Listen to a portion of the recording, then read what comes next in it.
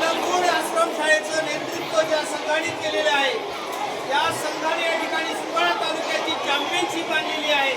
ही championship आपले आदर्श खेळाडू Pandharinath national player आणि त्याचबरोबर निलेश यांनी ही ट्रॉफी स्वीकारायची आहे आणि सगळ्यांचा आपण मान सन्मान या ठिकाणी करायचा आहे।